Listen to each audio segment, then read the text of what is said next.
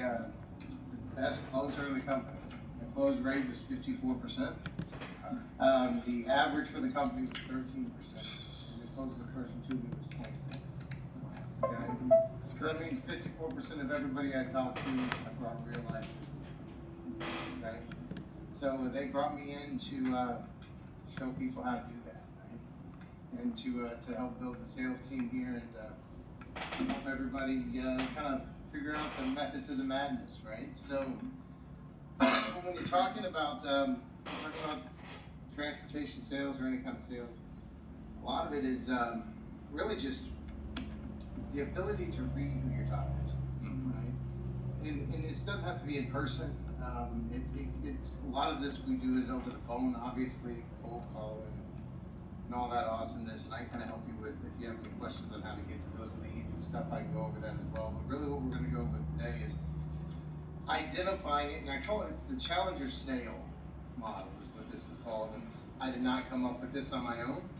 I can tell you that I've learned this, and I've kind of tweaked it and perfected it to where it works for me, and it does work for me.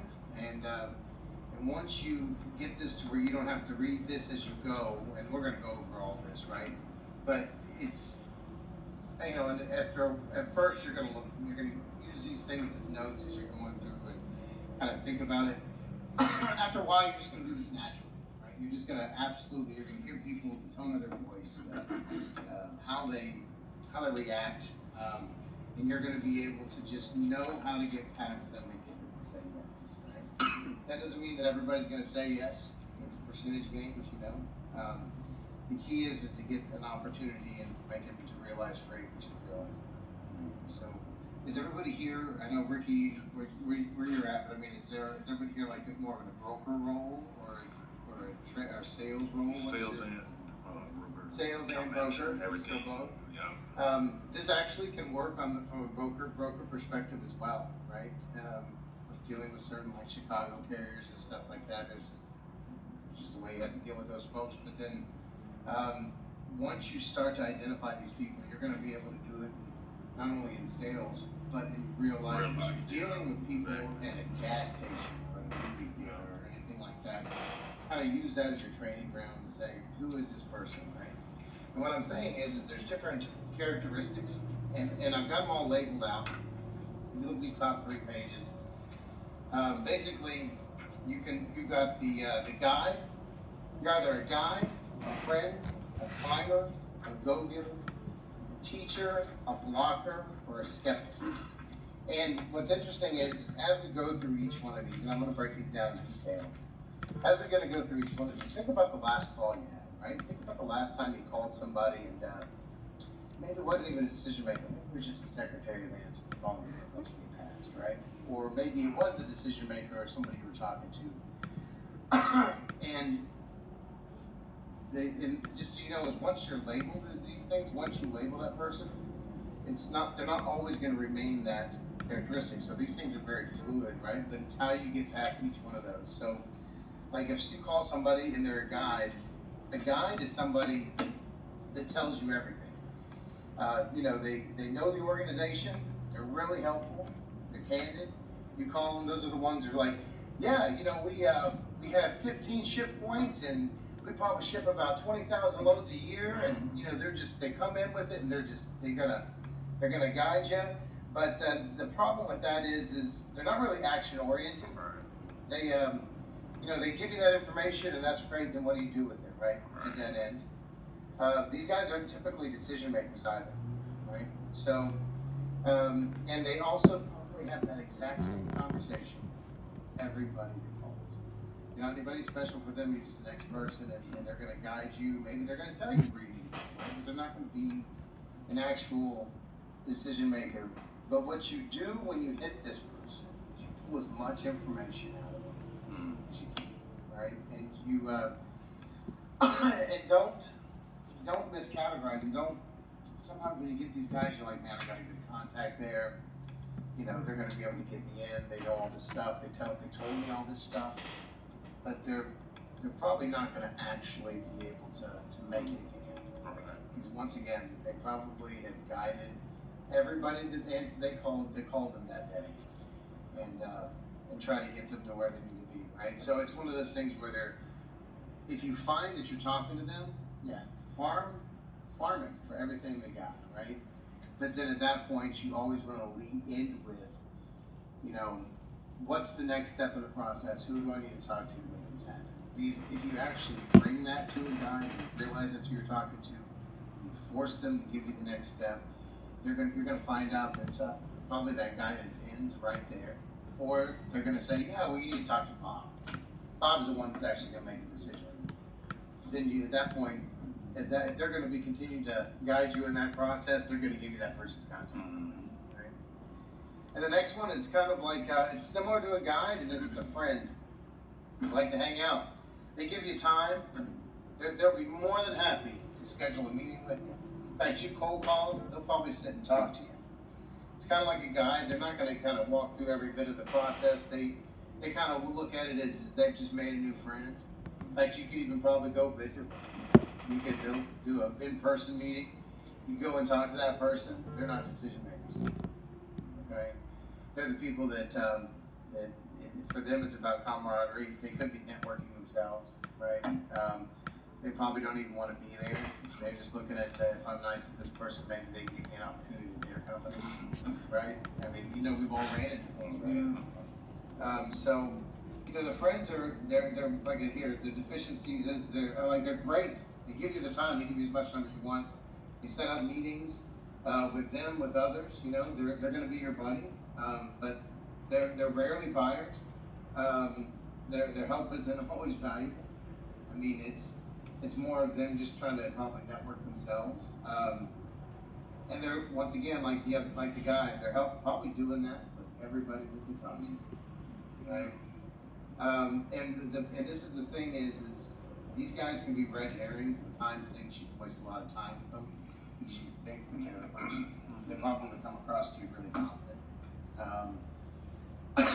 And they, it just really becomes a waste of time, and you got to make sure you don't get complacent and get too comfortable, right? Because if you get too comfortable with them, that's going to be your contact there, right?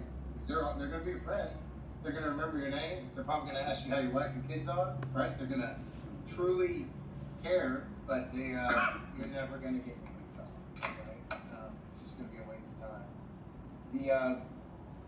And the next one, and like I said, I'm going to go through these kind of quick. And the reality is as you continue to read these, I encourage you to study them and keep them out. That's what I do with my guys. Is I keep them out on the table.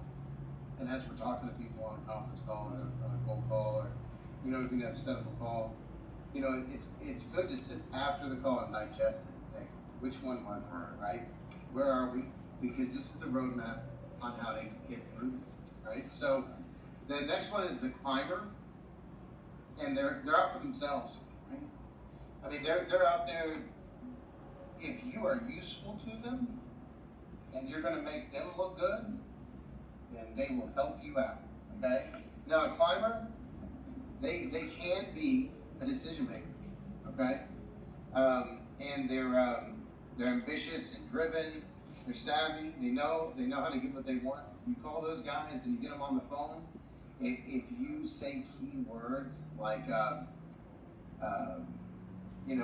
minority-owned company, right? That's a huge thing for the selling point of Spirit, right? Or for us, asset-based, right? So, that's the thing is those are huge selling points. If you get those key words in there, they think, I'm going to hitch my wagon to this guy, and they're a climber, and they're going to be as good, and they're going to be as helpful, and so they don't hit you, okay? But if you're talking about getting in the door, getting that business, those are people that if you hitch your wagon to those, I mean, just know it's short term, but they're going to be helpful. What's interesting about climbers is climbers don't typically stay with the same company, right? So you can have a climber, let's say, I had a climber, there was a lady named Deanna Dehoff, and she worked for a company called Mexico in Washington State, right forward. And I got a hold of her on the phone, never met her in person, she was in Washington State, I'm going to go up there. But, she gave me all kinds of freight, and I came in there and made her look really good, right? I mean, I had an opportunity, I had a carrier base up there, I was able to cut her rates, made her look really, really good, and she was, of course, then moved up. And then people that move up eventually move out because you make more money as you go to the next stop, right? She's been to 2 other stops, and I've gotten freight from both of those, and she's now at a frozen food company, and we've got freight with them. And it's one of those, like, when you hit your wagon, and you realize you've got somebody that's a climber, that is just, you can tell they're driven, and you can tell that their title doesn't define them and where they're at. You know they're going to move, and you can sometimes get this off the first call, and just know that that's who you want to focus on. And then there's others where it takes a while, and you realize you maybe might have brought them as a guide, you might have identified them as that, and as you continue to talk with them and build a relationship, you realize they're a climber. And but the deficiencies with them is that they're distrusted, they have their own agenda, and then they backs out, and I guess I titled that, but they back out at the first sight of risk to themselves. And God bless you. So, the thing is like I said, they're your friend until it fails. So you do 100 loads with them and everything's great. And then you have one that falls off the interstate, and now they don't have your back anymore at all. It's no longer that. Right? So basically, what you do when you find those people is you focus on the personal win. You focus on showing them the value of the personal win, right?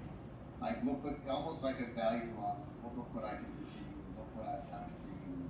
And then they're going to continue to be your advocate, right?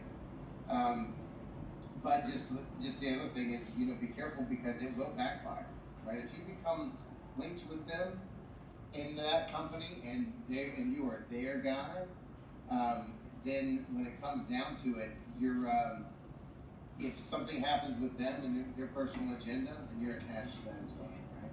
So it's good. Just remember, guys, that decision makers, there's 7.2 decision makers in every situation by average, right? So when you look at, and there might not be the person that says yes, there's always the one person that says yes, but there's people that put their thought in and say yes. It's not even, you don't even think just management. So you could have somebody that's in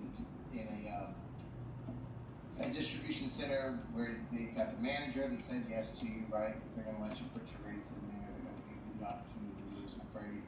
And then, but then you've got the secretary that got you to that point as well. Well, if they don't like you, are they ever going to get you that opportunity, right?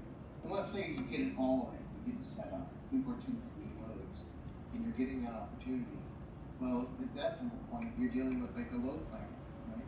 And if that person doesn't like you, or that person has a problem with what you're doing, then that's another decision maker that can cut you off, okay? So it's not always just about the big person that says yes. Each one of these people that we're going to identify here are people that we're going to deal with them on every level, whether they're the secretary, whether they're the lawn planner, whether they're the dock hand, right? I mean, I've been kicked out of a customer because we got into a tumultuous relationship with the security guard. Okay? You don't let a $5 guard take a $500,000 revenue. Okay, but you do. It happens, right? So in transportation, you're only as good as your last load, right? You do 100 things right, fail one, that's all you're going to be remembered for, right? So if you've identified these folks as you go through, and you know who you're dealing with, and how to straight up manipulate that person in the situation, then at that point, it's part of the sale. And the sale doesn't end with the yes, the sale ends with the fail, right? Or it just starts with the fail, where we just show you value of paying, right? So the next one is the go-getter, and these guys, these are the people I always picture somebody like just ADD as you can get running around, right? The relentless, they're team players. They're all right, everybody, let's get together and do this. Honestly, like they're usually the younger coming in, fresh out the box, ready to get it.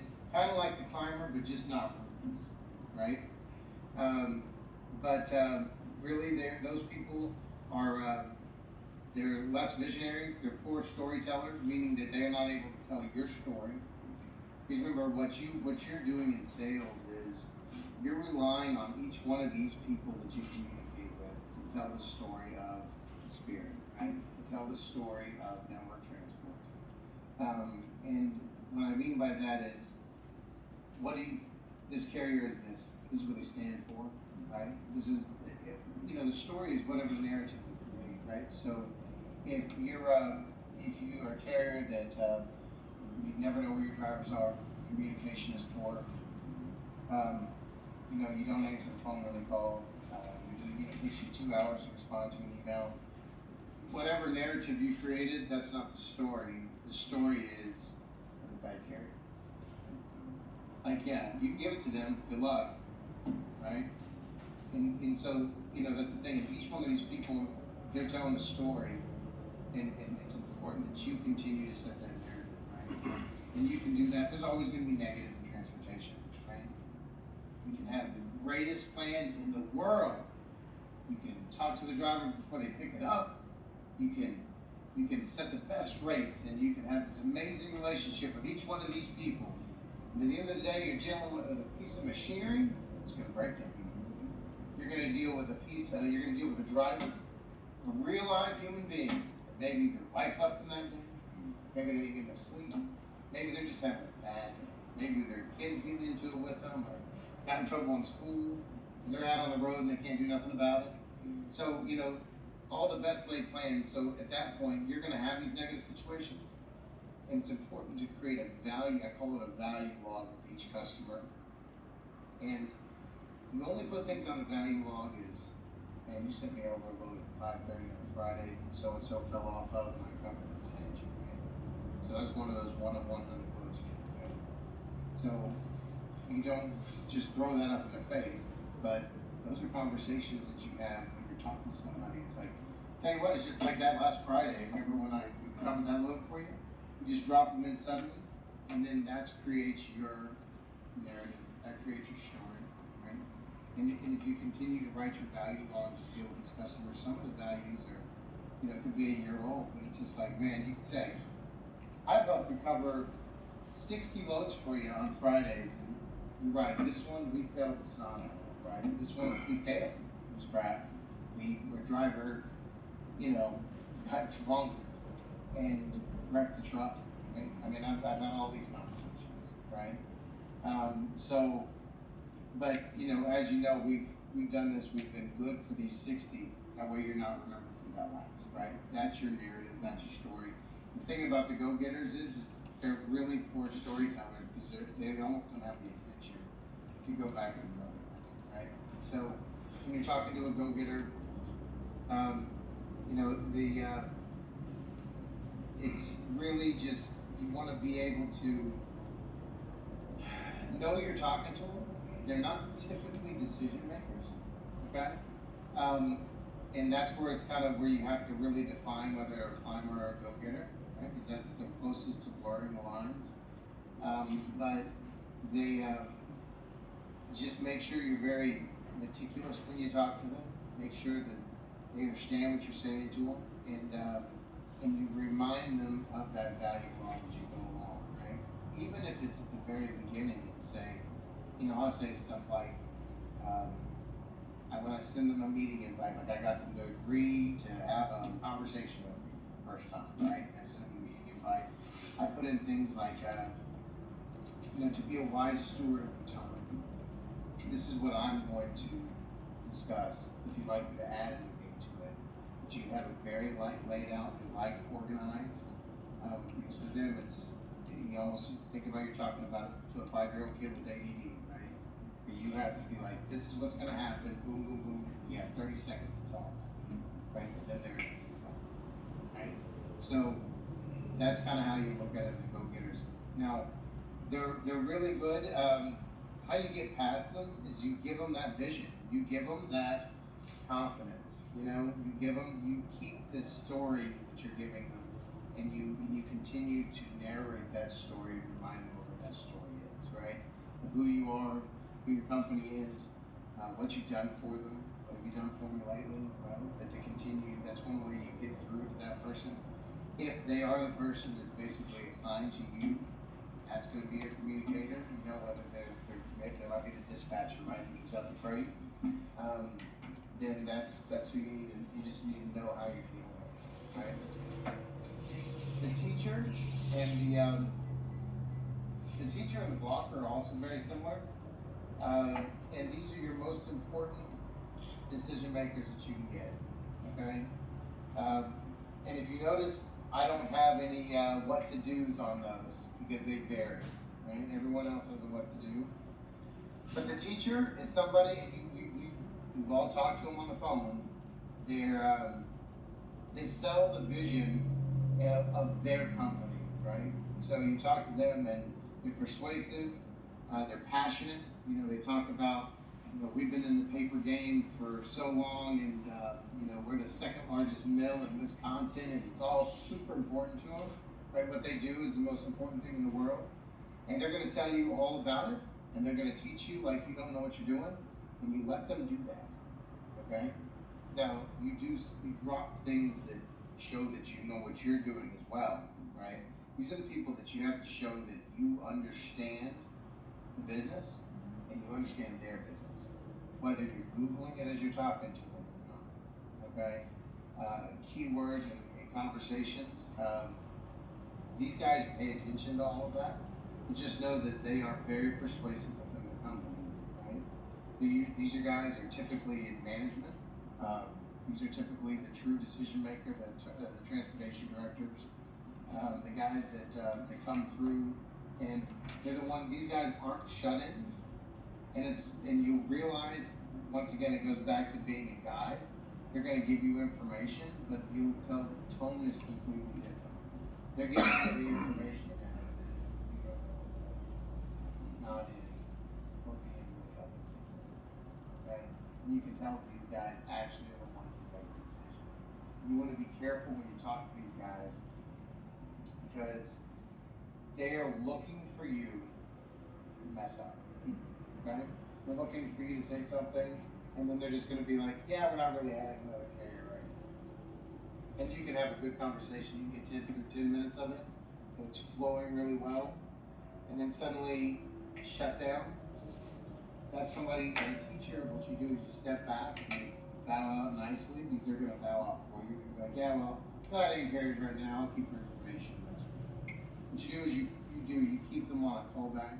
So every 2 weeks, every 3 weeks, you call them. You're going to get told no a lot, guys, in sales, in transportation sales. I can tell you I can do 300 cold calls in a day, and if I get 10, that's like, you know, amazing, right? You can email 300 people, you're lucky to get 3 responses. Voicemails are useless, okay? You'll get maybe 1 call back in 1,000, okay? And what you do is when you call and leave a voicemail, you are making it to where you can't call them back the next day, right? So if you call, hey, this is Jonas from Uber Transports, calling to see the process to get set up as a carrier for you, yada, yada, yada, you know, they've gotten probably quite literally 50 other voicemails that said the exact same thing that day. And if you leave that voicemail, if you call them back tomorrow, you're harassing them. Okay? At that point, you're just annoyed. But if you don't leave that voicemail, they're not going to leave. Okay? Now, sometimes if it's somebody that you've already had a conversation with, yeah, leave the voicemail. Hey, this is Jonas. Talked to you a couple weeks ago. You told me to keep reaching back out, and you just keep reaching back out. Okay? There's guys. All of this, no matter all of it, the reality is sales is a pipeline, right? And you fill it with, and that's what I tell my guys. I'm like, guys, we're just getting started. So right now it's just a trickle, right? Through the pipe system. You've filled up, and all the stuff that's running through it right now. Hey, we've got an RFP that's coming out in December. That's in that pipeline. Right? We got call me back in 2 weeks. We're not adding carriers right now, being our busy season's coming up. We did our RFP last year in November already. You missed it. All of those things, those are filling the pipeline, right? Keep making those calls every day, all of those things are still going to be the same, right? You're going to have all this stuff in there, but then you're going to fill up the pipe, and then things are popping every day, and you're going to be closing every day. I can tell you my longest streak is 11 weeks straight with adding a minimum of 2 logos, right? 2 new customers a week that brought in freight, and it was 11 weeks straight. That took the pipeline. That was things that I worked. Some of that was long game. Yeah. Man, I've been calling that dude for 2 years. And he just came through and said, today is your day. I had one call me once, say, Jonas, if you promise to stop sending me emails, I will give you a lane. Please, just leave me alone and I will give you freight. And that's cool, because I don't care, because if they're going to give me money, I like when people give me money. I don't care if it's in a bag, or a pile, or a check, or a direct deposit. I want somebody to give me money, because that's why I work, right? That, and I've got 2 little girls that are freaking expensive. So, once again, gotta have that money. So the teachers, guys, when you get to these guys, they're gonna be very, persuasive. You're gonna see, they're gonna be, they're almost to the point of being a little hateful when you're talking to them, okay? So the deficiencies, sometimes they can be just ungrounded, because they know everything, just ask them. You're not going to be able to teach them anything. They're going to be able to teach you about everything. So a lot of times their views can be ungrounded. Their thought and beliefs in what a broker is, their thought and beliefs in what you can do, it could be negative, and they're not going to have any reason for that other than one time they decided to, right? The people, they are hateful sometimes, a lot of times. They rarely help vendors. They believe that any kind of improvement or changing of how they've always done it is a distraction. They believe that stability is a goal, and this one is you commit to a plan and to manage them. So you figure out what your angle is to manage them, right? I've done everything from LinkedIn stock to Facebook stock. The more I know about somebody, how important is that piece of business? Are you going to waste your time on somebody for a company that's got a $500,000 transportation spend? Probably not. But if you're going to waste your time on somebody that has $1 million transportation spend, or $1 billion transportation spend, yeah, you're going to do that. You're going to learn. You're going to figure out how to get around. Right? And $1 billion transportation spends are really neat, because those people give you lots of. Right? Because they need you, they need everybody. They can't say I don't work with brokers. Okay? They need everybody.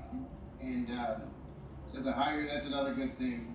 The higher the transportation spend, the more likely they are to work with brokers.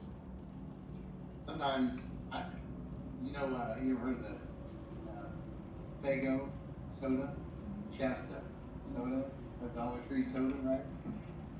They're out of Gainesville, Georgia, and they had a guy that ran their transportation there for 32 years, and he hated asset carriers. Every bit of Fago and Shasta in America went through a broker, and price me damned, it didn't matter. Okay, didn't matter what the market did. He wasn't going to work with an asset carrier. Nobody ever knew why. Well, he retired, and suddenly they're brokers getting kicked out of there, and now they're going straight to assets, because the lady that took over for it worked under him the whole time, trying to explain to him what was happening, right? Like, we're wasting our money, there's inconsistency, which, there's good and bad with broker, right? But it's interesting though, that guy was a blocker for assets, but who is he? He would open the doors for a broker, right? Now it's a reverse role based on who's in charge. So, now blocker, that's one that you work with the supporters within the stakeholder group, that 7.2, to help persuade them.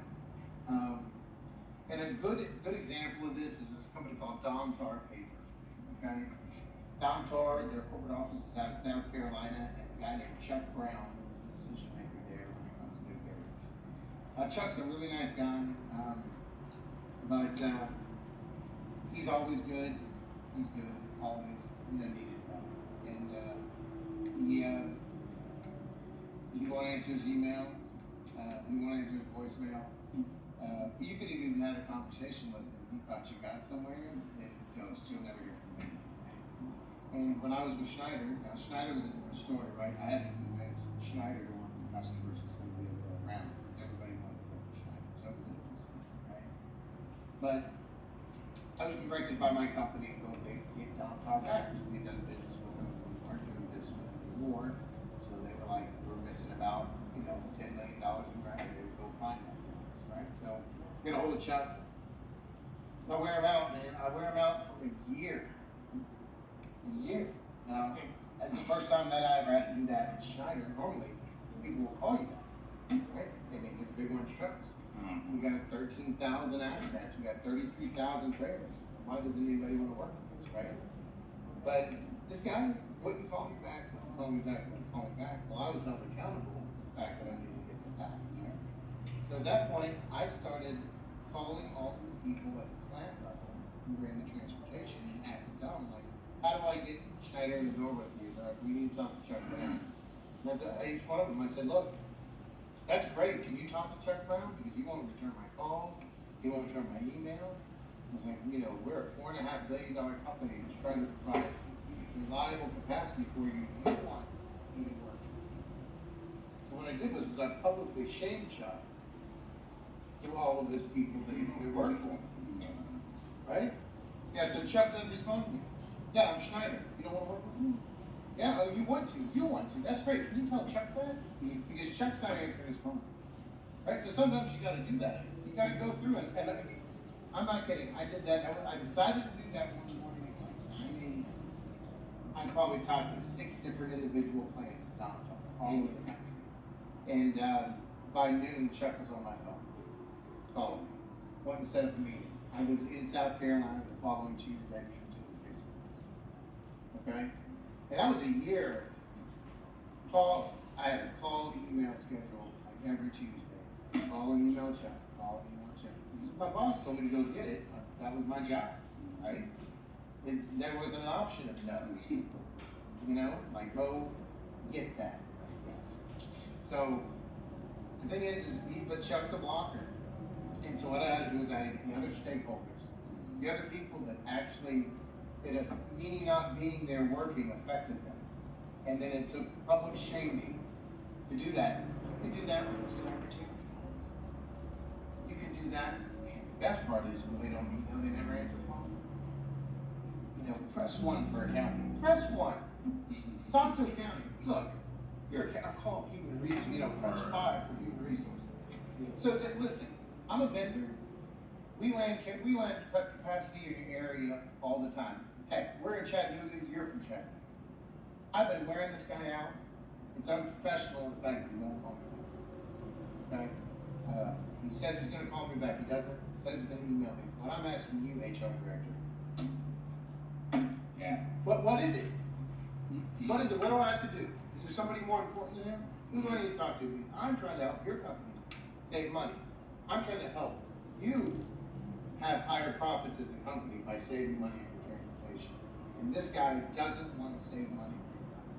You want to talk to. Guess what? That blocker, she's going to call you back then. Even if it's to cuss you out. The principle is he's going to call you back. So once again, it's how do you get around these people? And if you think about it, I'm telling you each one of these guys, right? If all the phone calls, you can kind of see it coming through. You're like, yeah, I talked to that guy. Right? We talked to a winner. We talked to a guy. We talked to the friend who wants to be your buddy, right? We've all talked to those. But the most important obviously is your teacher, your climber, and your blocker, because those are the true, actual decision makers. And 9 times out of 10, that's what they are. They are the decision makers. The other guy is your skeptic, right?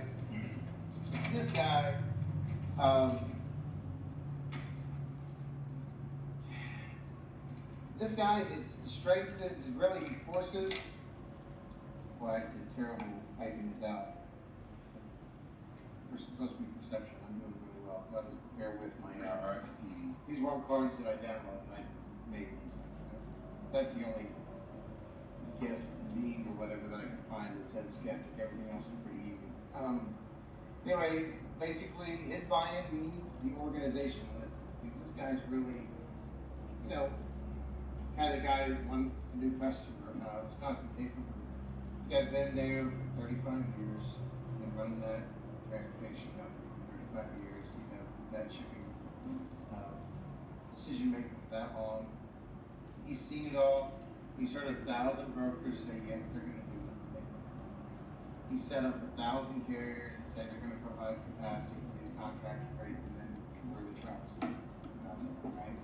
So he's one of those things where I had to convince him. The way you get past a skeptic is to convince them that you know what you're talking about. And their skepticism, they're going to give you in the first 30 seconds of the phone. Okay?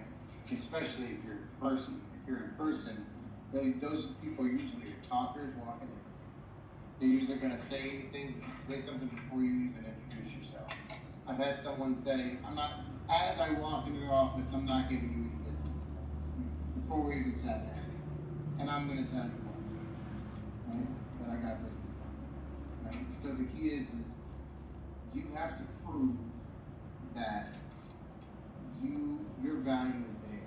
And the way you do that is you hold them accountable for your time. This is really important. So many times in sales, so many times, especially in this, it's like, hey, I can like to set up a phone with you sometime next week. Really? So they're just gonna say 8 a.m. on a Tuesday and you're gonna just be there? No. Does that mean your time is valuable? No. Do you have anything else planned that week? You probably do, but is it valuable to them? No, because they're dictating that time. So you say, I have an opportunity, I have some time, I'd like to set up time to talk. How about either 1300 tomorrow or I've got some time on Friday? Even if you have wide open, you got nothing else going on those days, you dictate that time to a skeptic. And do that to all of them. Don't just ask for 15 minutes somebody's time. If someone's going to give you 15 minutes, you don't want to talk to them. Right? You want a minimum of a half hour. What are you going to do in 15 minutes? Man, I can tell you this. I've driven across, because I did in-person sales with Schneider. I've driven across the country before to go meet with somebody. And the whole reason I drove there was to get there and talk to them. I walked in there, they did this thing. They had some paper in their hand, had their phone here, and they said, I got about 10 minutes, and then that's it. And I'm like, I just stood up, I'm like, oh. And it was really good talk. I mean, I'm not, what are you talking about? You have 10 minutes? I don't care if I flew here, I've been on a plane for the last 9 hours. You're giving me 10 minutes? No, man, I don't want to talk to you. Because you're not going to be a good partner. Am I going to get anything from you? What am I going to say to you in 15 minutes going to differentiate myself from anybody else? Right? Because that's the name of the game. Differentiate yourself from everybody else. Right? So you got your skeptics are the ones that will do that to you. And you remember, the way you get past them is to show that you know what you're doing and show that your time is valuable. Right? I don't want just a 15-minute call whenever. I want 30 minutes of your time, and then you hold them accountable. You send them a meeting invite. Don't just do it over an email. You send them an email, meeting invite, and don't send it right away. Wait about an hour and a half or 2 hours from when you say you're going to do it to when you're going to do it. Because that means that's when you got around to it. Because you're busy too. Okay? Even if you're not busy, even if you're like, man, it's my first customer, I'm going to get it, I can't wait. You wait. You wait. Right? Don't jump on this, because if you're dealing with a skeptic and you're going to know you're going to be doing it just from their line of question, just from the negativity that you put out there, you're going to be able to show them that your time is valuable, and you're going to dictate that time. Like, I'm on Thursday at 2 o'clock. I have time. And I've done it straight up. My guy has done it when they come back and say, I can do 3. Say, yeah, that's not going to work for me. How about Wednesday? How about next Monday? One more for you. And you give them times to pick from. You don't leave it open. You give them time to pick from, because that is around your schedule. And you expect the same thing, and it's crazy that you'll get a lot better response from it. Because then it's an official thing. Then you send your email, and guys, if you send me your emails, I'll send you examples of what good meeting invites look like, and you can tweak them, you don't have to use them, right? But it kind of gives you an idea. And I'll also send you some good feeler emails, what they look like. So, and then you send that to be a wise steward of your time. This is what we're gonna discuss. And I've got a generic thing that I just changed the name of the company and then send it and cut and paste. Okay? I put a lot of thought into it one time 6 years ago. And it's worked. And it's amazing. Sometimes they'll send back, and we want to talk about, add this to the agenda. Right? And you call it an agenda. Okay? It's what that does is that differentiates yourself between some dude that's in an actual company and somebody that's brokering out of their mama's basement. Because that's what they think about most brokers. You're sitting in your mama's basement broker. And you can hear the tone of voice, right? You can hear the dismissive when they talk. They show that value and show that your time is important. They're going to give it to you. And they're going to go into it knowing, oh shit, this guy's a real, do something. You're going to get around the skeptics on that, right? Because they do. They move cautiously. They communicate some plans, not ideas. Meaning you've got to map that junk out, right? If you give them a plan, it's great. Then you're not just a cold call anymore. And the other thing is it's really important that you don't just say, I'm going to call you at this time. You get a conference call number. You go to freeconferencecall.com. That's what my guys use. You have a conference number. If you have a conference number, that's great. But if you give them a conference number, that means not only that, they've got to call in. They've got to actively do something to participate. It's not just a call. Because if you ever set up a call, you call them at that time, but they don't answer. Right. Because that's it. They didn't value that. But a conference call, if they no show to a conference call, right? But they're not going to.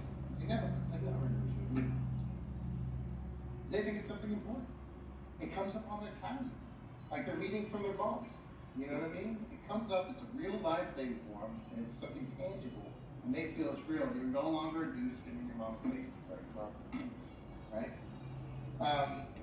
Once again, what to do with this? Drive urgency to compel them to act. Provide absolute certainty and project a plan, right? Give them the complete story to share. So with, y'all are in a very unique situation to where not only what you're doing is it's helping the community, right?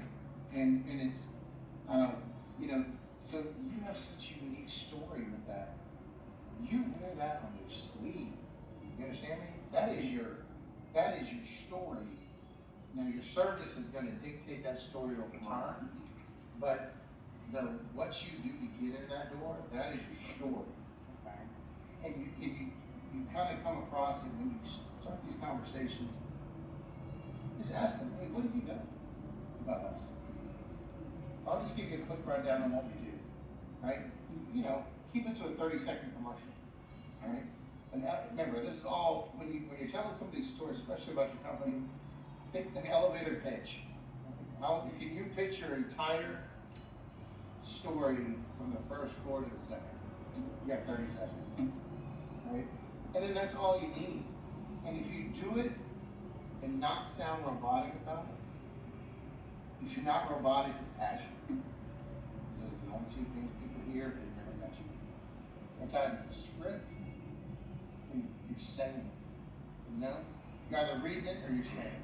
If you're saying it, then people are going to listen. If you're reading it, then it's another teleconference and they're going to hang, right? Another robocall. Your car insurance, not the last, right? It's all that down. So that's basically it, guys. And the thing is everybody that you talk to is going to fall on one of these 7 categories. Absolutely everybody. No exception. And I've thought about it before. Like, hey, there's got to be an exception. There's not. I've talked to hundreds, if not thousands, of customers, and I think not only that, daily life. I've gotten to where just for fun, because it's crazy. It's not just selling. It's talking to somebody that's fixing your car, right? It's someone that's gonna go get you your food at a restaurant. right? Practice on those people. And it's amazing. You're going to get more from everybody around you once you know how to break down and walk through each individual personality. Once you can identify each person that you're dealing with in the real life and that personality, and you know how to break them down, and you know how to get around them and find out what it is that really drives them, you're going to be able to get everything that you want. Okay? Like, people are going to fix your car for free just because you made that connection. Right? That's the one where the McDonald's lady throws in an extra pie just because you made that connection. Okay? But if you do that in the sales aspect of it, you're going to be able to break down that each individual person, and after a while, you're going to do it almost instantly. You're going to see the way they move, how they talk, how their shoulders are. You know, in person, it's a different story, but it's not. It's the same thing. You're going to see who you're talking to when you're talking to them. You're going to see how they walk into a room. You're going to see how other people's facial expressions change when they walk into a room. Right? Or do they change at all?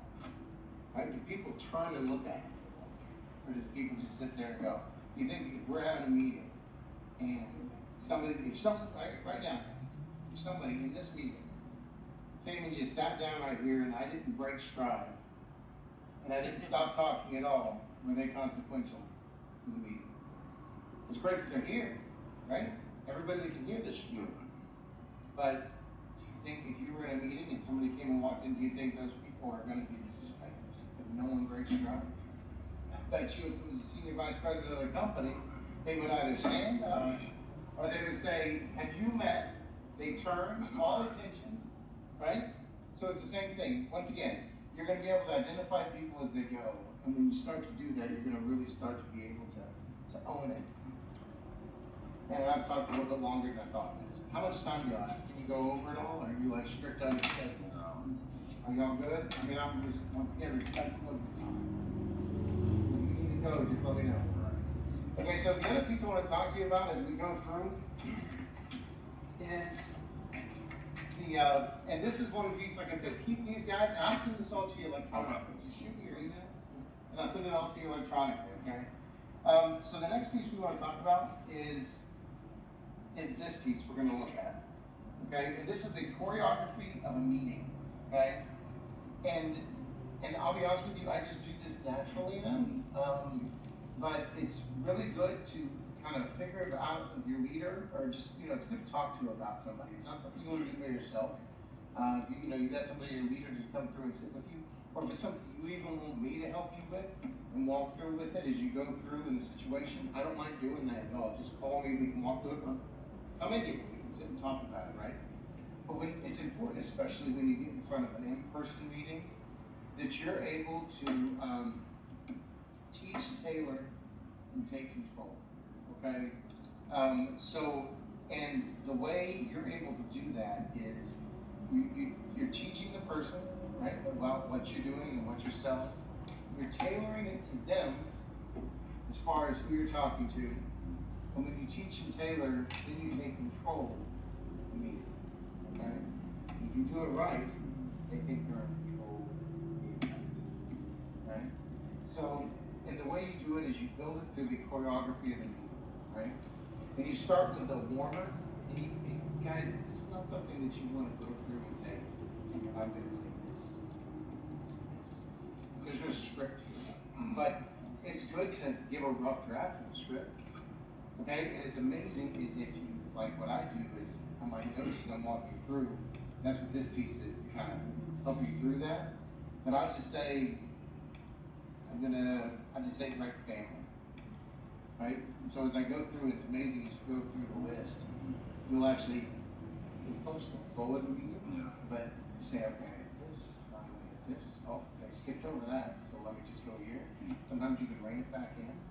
But the warmer is building credibility, reading their mind, demonstrating empathy, right? Really, and you do it over the phone too, right? So you build credibility, like I built credibility with y'all when I walked in and told you my work issue. If not, I'm some dude that Ricky told you to come listen to talk, right? And it helps when you build credibility in the fact that, look, I've done this. And what I'm saying is not magic, but it works. right? But, so what you do is you do your warmer and you build credibility for yourself, but you read your mind. Read your mind. It's amazing. Customers are telling you, what's the most important thing to you, where the call needs to go within the first 2 minutes of the call. In person too. Phone call or in person. They'll come in and say, hey, you're gonna be like another one of those expensive brokers? So what's important to you there? Price. Right. The price shoppers. It's like, it'd be great if, how are you doing? Well, it'd be great if my carriers could be on time. So, do you think price matters to them? Probably. Price matters to everybody, but not really, right? Service. Right? Or, how many trucks do you land in Chicago? Do you think you're going to talk about service then? You think you're going to talk about price? No, they're going to talk about capacity, right? So, if you do that's what part of reading their mind is. They're actually going to tell you. At that point, you know where to take the meeting. If someone sat there and said, I love chocolate ice cream, and then the whole meeting, you sat there and tried to offer them vanilla ice cream, did you not hear them what they said at the beginning? They like chocolate. Right, so why are you doing this? Right, so the thing is, it's like, that's the warmer is you come in, you kind of show out your credibility just a little bit, and it's not a brag, but it's like, hey, look, we're an asset-based company out of Chattanooga.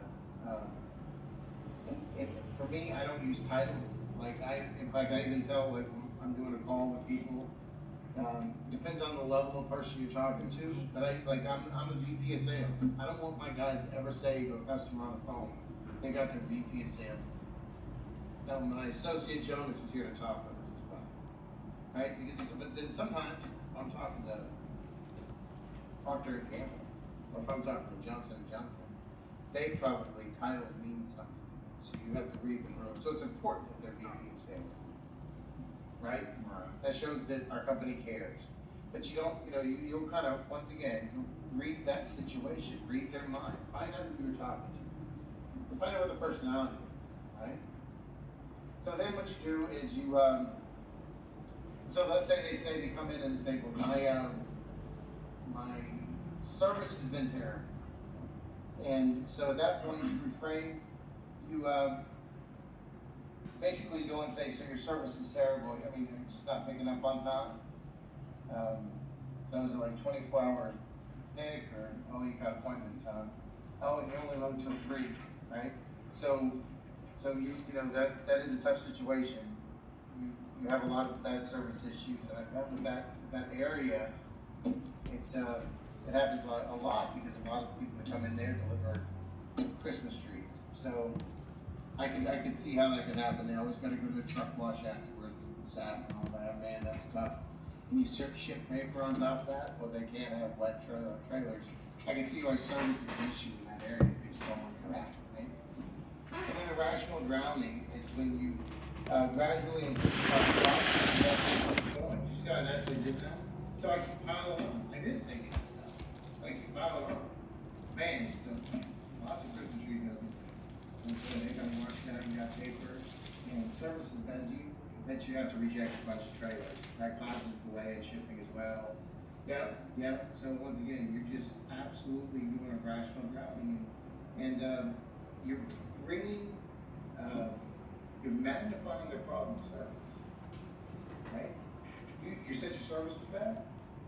Now, what I'm doing is I'm gonna say it out loud. Every possible thing that can mean your service is bad.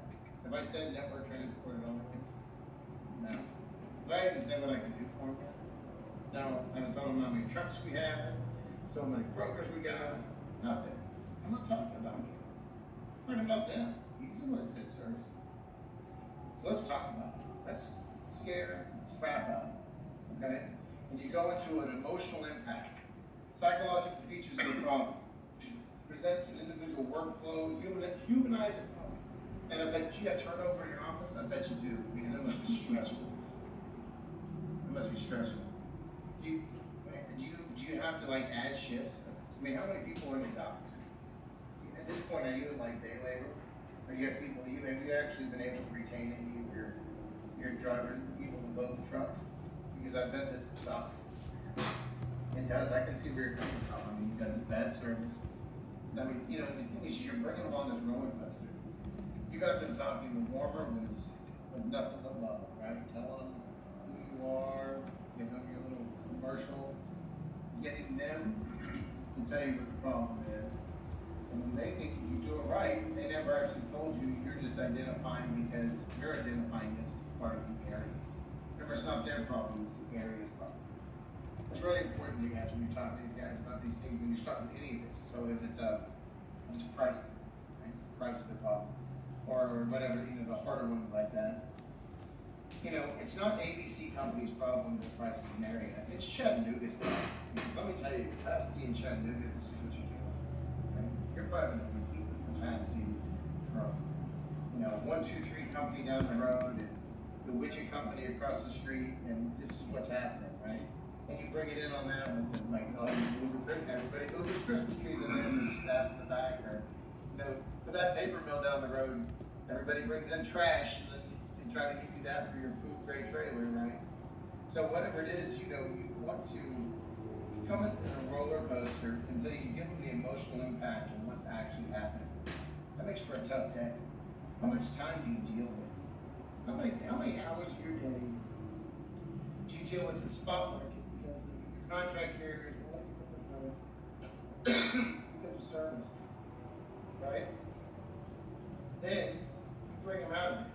You drop them on this roller coaster, you drop them down. Now you bring them out of it. A new way forward.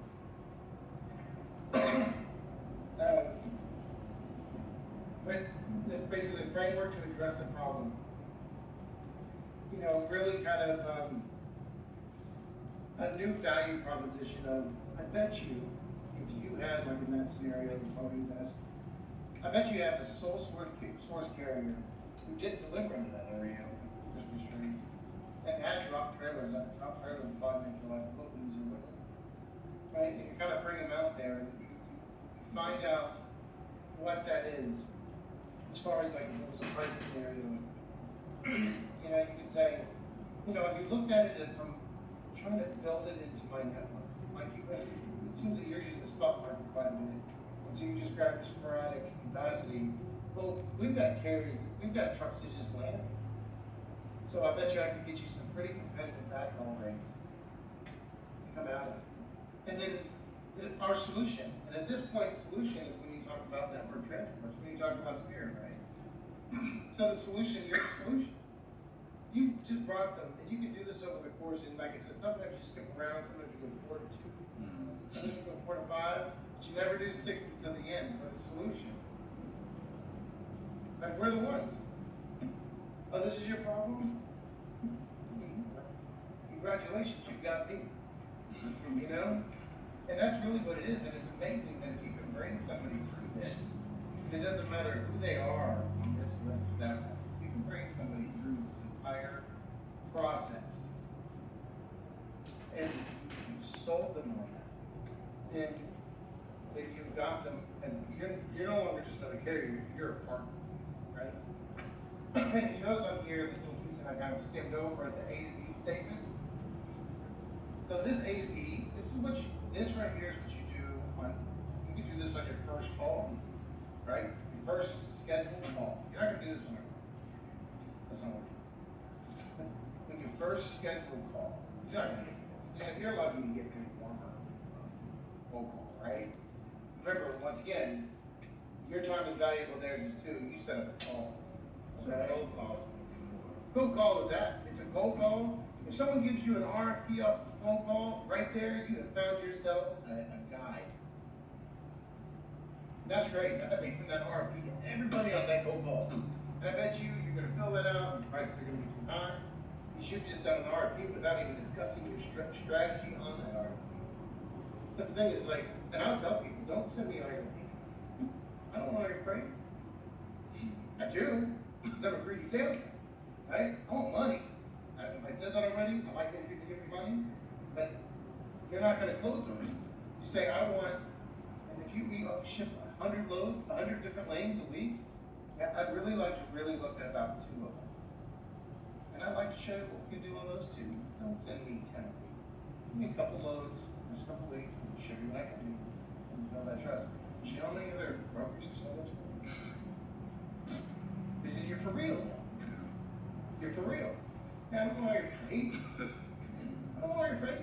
sent an RFP with 79,000 loads a year, when we looked at yesterday, 79,000 loads a year this RFP has. That's great, I want 3%.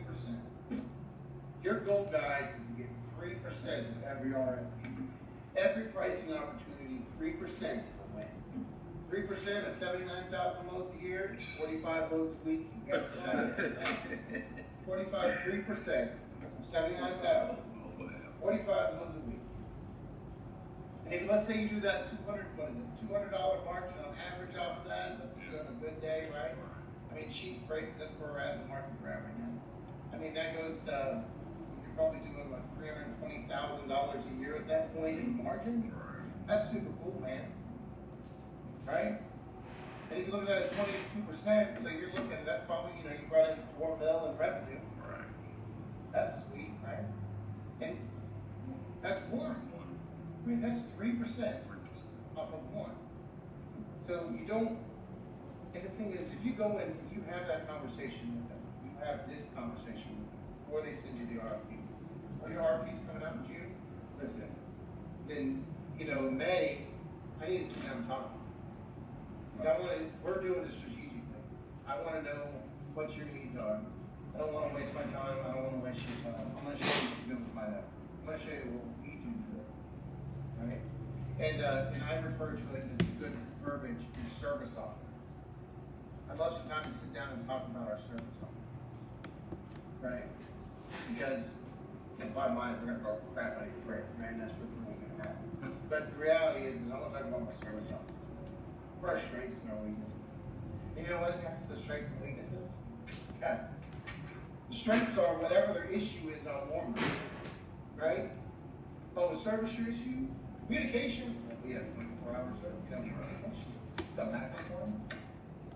I mean, whatever it is, right? So whatever their issue is, that's your strength. Okay? And they're going to tell you what their issue is, and then they just broke the code. Now they just gave you a roadmap to the promised land of getting that money. Okay? So the A to B statement is also something really big, and this is if you can complete an A to B with the customer, and I'm going to go over this is the last bit of it. I know I'm not going too far over. Look at that, man. A little bit better than I thought. This part just takes a lot of time. It's a mouthful, right? But so the A to B statement is something this is really, if you can do this and successfully do it with a customer, if you're going to, thanks man, I did you.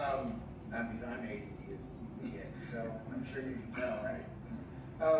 So the A to B is the best way to do it, right? So if in an A to B, an A statement is, we don't work with brokers because they have bad service and it's always price gouging, right? That's their shtick. That's their shtick, right? And so the B statement is brokers are a necessary evil, and if you get with the right partner, then it's a good partnership. Okay? But how do you get somebody that comes at you like that from A to B? How do you change their thought process, right? Or their A statement is, I get the cheapest truck. Cheapest trucks is how we do it. That's how we do it because that's how we've always done it, and that's how we're always going to do it. We're going to get the cheapest truck. Well, then how do you get them to the B of, service and capacity is also important. You're not going to get to that service capacity with getting the cheapest truck. So, y'all have a pen. Let me show you something real quick, because it's a good. Somebody, and I showed it to you yesterday. There it is. So you already wrote it. All right. So this is good, guys.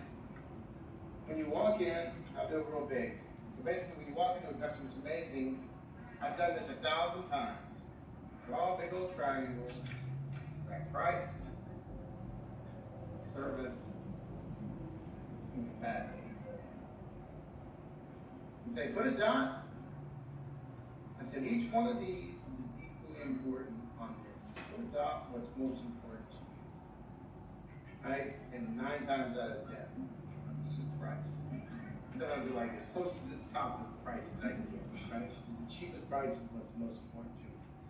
And see, that means they're pulling away a long way from good service. You get cheap stuff, you get cheap service. You buy the cheapest carrier, you're gonna get the crap. The capacity, you're not gonna get a bunch of capacity if you're paying a little bit. You're gonna always be like a first car. Right? And if you explain it to them where you want to be is right there. Right? I'm not gonna be your cheapest. I'm a broker, I'm not gonna be your cheapest. Right? But if you like service is the most important thing, well then price is gonna be way expensive. And you're gonna have a lot of capacity on it, but I mean your services you're not gonna have a lot of capacity because it's gonna be really hard to still achieve it because you're gonna be paying so much. You're paying for it. Right? You know, guys, yeah, you know, Hyundai can make a car that looks like a Cadillac. I mean it's gonna have a screen, it's gonna have heated seats. Hyundai's gonna make that, but it's not a Cadillac. Alright? And so, not anything wrong with that. Just not amazing, right? Sorry, guys. But they're fine cars. But what I'm saying is that's what it is. So when you're doing the so when you're doing the A to B, you know, it's important to have these tools to have these conversations with people. And you talk through it with them. And it's amazing. They'll tell you what's important. Once again, right? This is another way of tool. If you're talking to them, they haven't given it to you in the first couple minutes of the conversation. You're in person. Just do this. You do it not like you're educating. It's like you always do it. Well, you know, just like this, right? Right? What's most important to you? You're saying price. Is that right? What was you saying? So once again, you're not like you're kind of doing it as an assumption that they already know what they've seen this in thousands of times, right? It's important that you want to always make somebody feel like it's their idea, and that they're super special. Everybody wants, right? So in the A to D statement, this is the challenger document, guys. So as a quick run through, I do this with my guys, and you can tweak. You're gonna get copies of this, so you can tweak this however you want. So seller name, the account name. The opportunity name, so we name our opportunities and whether it could be, you know, if we already doing business with them, the new opportunity of, like the account name could be 123 Corporation, right? Well, we've been doing business with 123 Corporation, or maybe they have a special project, right? Or maybe this is something where we have an opportunity to get into the new Chattanooga distribution center, right? So, you know, the thing is, these are individual documents for individual conversations. So, the background information is kind of remember this is for you. This is not for anybody else. It's for maybe you and your leader to go over with it, or just if you wanted me to help you go over with it. The background is the background. Like what we do normally do 50 loads a week with them, or 10 loads a week. Or background is it's a new customer. I know they make widgets and they do about a whole bunch of $1 million in transportation spend, and whatever the background is. If you met with them once, you've got to meet with somebody at least once to really get a true A to B. But this is where it is. A, write down your A statement. B, where you want to be, and this is the conversation that you have with your leader or me. Like I said, I'm always there. How do you get them from A to B? Based on the background, based on the information you have, let's work on a solution. What's the angle you need to take? What are they, right? So this is the other piece of, if you look here, the stakeholders, the name, the position, are they a decision maker or an influencer, and what's the persona, right? Because that really matters, getting from A to B. How are you going to do that, right? What angle you have to take? Let's talk through it. Let's figure it out. What are you trying to get from it, right? And then the information or notes, you can say, they're an advocate of network transport, or they really don't want to do about my company, what notes that we have going into it so we can build these things together. And then what changes need to be, what are we missing? What are we getting from A to B? What is the disruptor that's going to change their thinking to get them from A to B? Meeting objectives, what are we trying to get out of this? Sometimes we're just like, hey, I'm going to get to out down Pennsylvania lanes. Like that's why I'm here. Right? I mean, let's be honest. This is just what we're trying to get out of this meeting. What's the ultimate goal here, right? And then down here, the meeting choreography, key point statements, a theme, and it kind of goes through the warmer, the reframe, the persona. And this is something where you can type it out and talk through it. And it's good to even just have it. I wouldn't bring a copy of this, but if you just have like kind of write down keywords after you talk through this, and you have it in your book as you're leaning back, you just have walking in looking professional. Have a book, you know, I would get like a little thing of leather things, Walmart's for $6. You know what I mean? And I just always have something, always have a pen, always have a book, and always dress one step better than that. Okay? So if there you can go walking in, your jeans and polo, your slacks and button down. Okay? If there's slacks and button down, your slacks and sport coat. If there's slacks and sport coat, you're wearing a tie. Okay? Always one step better than that. If you're going to a paper mill, wear some jeans and a polo. Okay? If you're going to a recycling company, guess what? They're not going to take you seriously if you walk in this.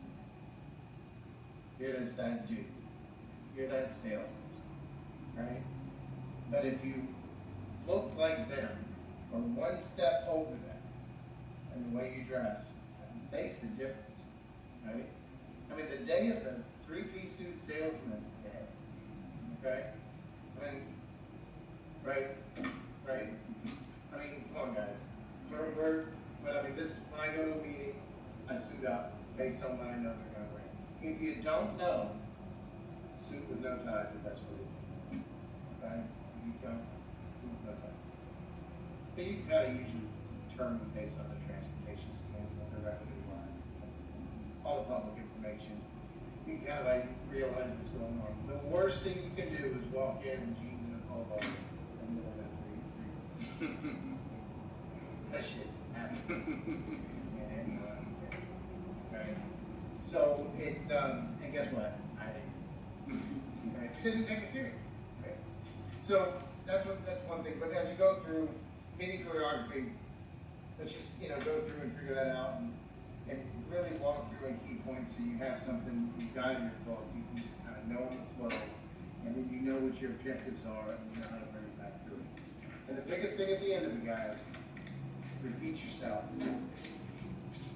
So you will me, I owe you. I do it at the end of every one of them. In fact, sometimes I'll even tell them that I'm like, write this down. You're going to give me the RP by tomorrow at 2 o'clock. I'm going to send you my W-9, my carrier authority, and we're going to get you set up. And then I get them to write it down. And before I leave again, I said, so looking forward to getting that before 2 o'clock tomorrow. And I'll definitely send that to you by the end of the day. I repeat myself, and then they didn't say it out loud. When someone says something out loud, when they think about it, they think it's their idea. It's crazy. You can make somebody say something that's your idea out loud. You get them to say it more than once, they think it's their idea. It's absolutely crazy. You can watch it when it happens. So when you see it happen in their eye, you're going to look back and you say, I remember that. I'll tell you, because I had a sales mentor that told me that. That's crap. That's crap. But when it happens, when you see it happen, you're going to laugh. You're going to laugh out loud. I laugh out loud. Is that the guy, my mentor was a guy named John Johnson. He was a transportation seller for 34 years at one time. Okay? I can tell you, his yearly bonus was about $850,000. Okay? So that was my mentor that I laughed at. And he was right. And you can get somebody to repeat what you say, at the end of the day, think, that's right, so I'm going to send them that, man, I can't wait to send it to them. That's their idea. They're like, I'm going to send them my RFP. That's right, you are. Good on you, man. You know? Like, you get them to say it. Get them to say what you want them to say. So you're going to send me those 2 lanes to Pennsylvania, those are mine. And, especially if you get off into a friendly conversation, nonchalant at the end, before those two links to Pennsylvania. And then you do the quick business, we get those done, we'll go ahead and do the first one's on Tuesday, and 1 o'clock, get the first one's over. So you do it like me, or not only that, you're scheduling a load, right? And you do it real quick at the end, and then they're like, oh, that's what I gotta do, and they write it down. You do the follow-up, you don't do the same day, you do the next day. Man, it was a great meeting with you yesterday. Look forward to getting that before doing today, so I can get it over to my people. But, I've already let my operations know that we expect those 2 loads coming in on Friday. Hold accountability, right? If not, they're liars. They don't listen to be a liar. Yeah. Right? Because what's the worst gonna happen? You're not gonna do this with them? Guys, one thing I gotta tell you. One good seller, can spend 20 years in Atlanta proper and never touch every customer. Okay? Never touch every customer. So, there's always another sticker frame. It's a percentage thing. Now, you don't want to lose customers. Right? You don't want to be an ass. But all the time. Your time is just as important as theirs. And, your company's revenue is just as important as theirs. The profitability from your end is just as important as theirs. And people have this thing where you lose their value when they come in like, no. Guys, you gotta be confident. The thing is if you exude that confidence, and you come in like, this is mine, this is what I need, this is my time, we're doing it. It's amazing people respond to that. It's like asking out a woman, and people say, there's no woman gonna give you a number. Yeah, that's not ever gonna work. You go in and say, you talk to them. You have to have confidence. Same thing. And they know that, right? It's a weird thing. They don't even know it consciously. They don't go and say, well, they gotta come right hardcore to get this. No, people just respond to that. People just respond to that. And if you know who you're talking to begin with, then you know how to go at them. Okay? That good? All right? And like I said, email me your stuff. I'll send you an e-copy of all.